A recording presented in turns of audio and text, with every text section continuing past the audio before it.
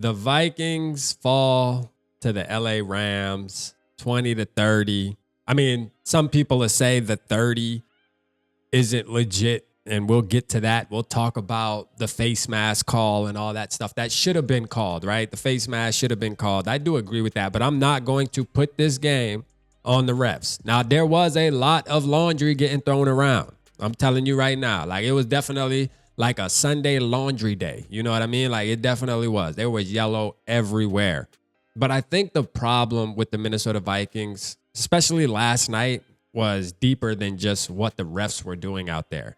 You know, my concern is this. First of all, the defense. Okay, we'll get to Brian Flores. Sean McVay, I said this during the live stream too. Sean McVay, Johnson over in Detroit, when you got a quarterback like Goff or you got a quarterback like Stafford, an experienced quarterback that understands spacing and understands the game and can get the ball out quick, like knows how to process really fast. And those two quarterbacks do, on top of having a good offensive coordinator / head coach. You're going to get exposed, man. The middle of the field, I mean, it looked good the first couple weeks. It looked like we were dominating, and I still believe our defense can bounce back. I do believe that. Like, I'm not doing this to say that this is the end-all, be-all, and the rest of the season is just going to be horrible, and teams are going to be putting up 30 points a game on us. I still think our defense is going to be able to hold up somewhat enough to where we can win some football games. I do believe that, all right? So I just want to make that clear. But last night, it showed that we got exposed, and that's 2 weeks in a row where it's the middle of the field. Now, the cornerbacks, Byron Murphy in particular, I mean, Gilly didn't have a good game either. So Shaquille Griffin allowed a touchdown. I mean, the corners were just off yesterday. The linebackers were off. We kind of did miss Blake Cashman yesterday. I ain't gonna lie. Like, Blake Cashman would have probably made a little bit more of an impact out there. I just think he's a commander of the defense, especially when you're talking about the middle of the field. I think there were some plays where Ivan Pace, it's like, Ivan Pace, that's my boy, but he was out of position. All right. He was out of position on multiple plays that I noticed. So I got to call a spade, man. But the defense is getting exposed. And it is a little bit of cause for concern if you're a Minnesota Vikings fan. It is. It's a little bit of cause for concern, man. You know what I'm saying? Because we went into this season, and some fans can feel like, you know, hey, look, man, it's not that big of a deal. We're still 5-2. We're still being competitive. We're not getting blown out. But we went into the season, expectations were super low, right? Like, for most people, like, you had your fans that sipping the purple Kool-Aid. That's normal. You're going to have that. But realistically, the expectations were super low. This is kind of a rebuild, kind of retool type of year where we have our quarterback in the building. We're just going to ride it out, see what happens. Whatever happens, happens. But then we started going undefeated, and now the expectations got set high when you're talking about week 4 and we're 4-0. It's like, all right, boom, now we're 5-0. Okay. You know, this team is setting fans' expectations high, coaches, defense. Kevin O'Connell's out there. We like, yo, we got it. It's time.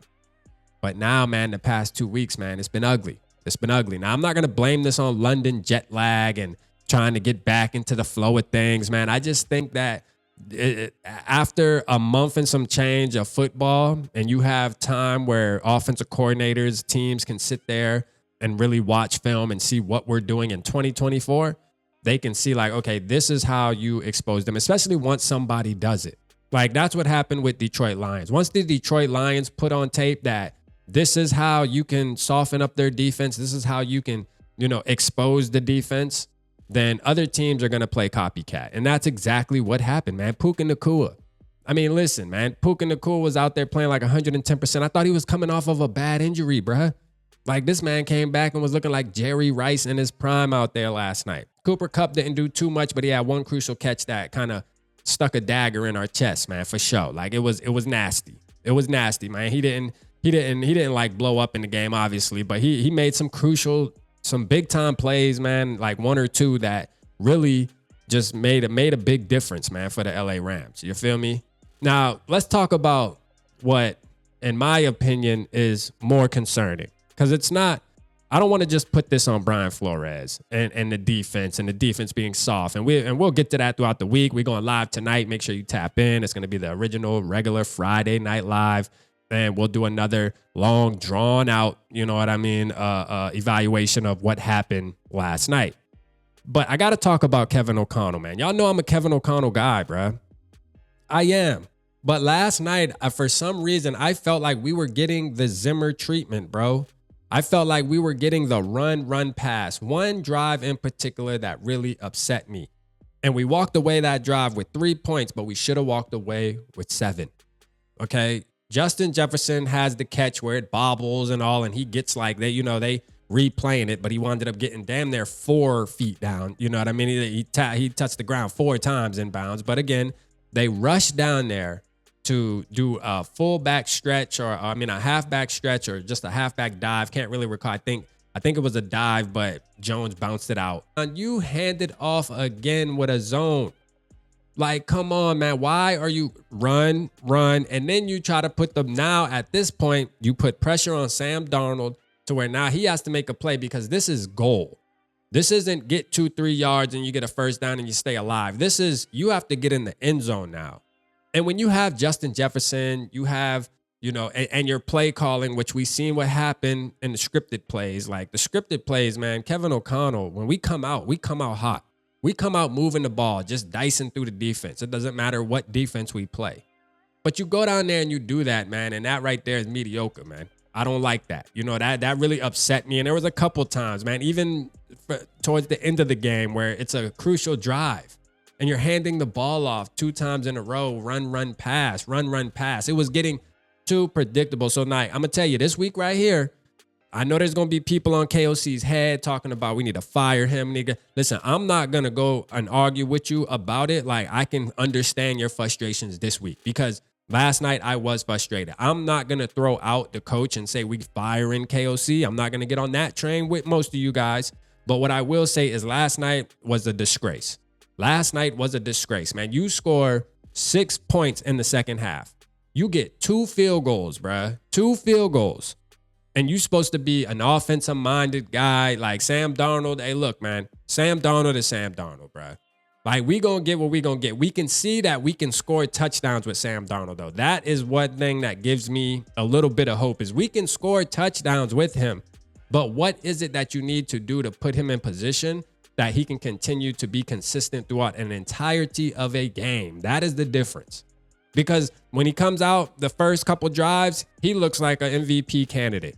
But then after that, he turns into Sam Darnold. Happy feet syndrome. Happy feet syndrome, man. I'm sick of it, man. 20-30, man. Just a heartbreaking game. The referees, and then we'll get up out of here because we're going live tonight and we're going to rant about this. But the referees, man, they should start finding referees.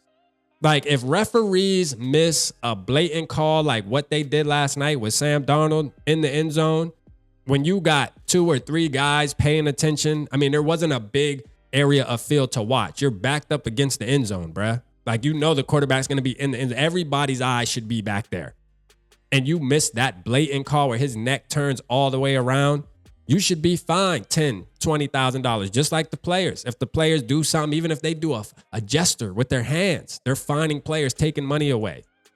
Like, they should do that with these refs too. And these officials will actually start taking pride in their job because I never want to blame the game on a ref, saying we lost because of the refs, because the players are out there and they know they're doing stuff. That ticky-tacky call on Byron Murphy holding on a 3rd and long, bro, that was BS too. But you know what? Hey, man, you got to fight. You got to keep on going. They getting calls too. It is what it is. You feel me? But like that last call, though, for the sake, that was wild, bro. Like, that was wild. That deserves to be punishable. That should be punishable, man, for sure. But y'all let me know how you feel, man. Hey, meet me tonight, man. 8 p.m. Eastern Standard Time, man. We're going to be live. We got to talk about it. We'll be able to break it down. We'll surf the web, surf X, Twitter, whatever you want to call it. We'll go see how the fans are reacting. Y'all let me know how you feel in the comments. Appreciate y'all tapping in. Holla at your boy.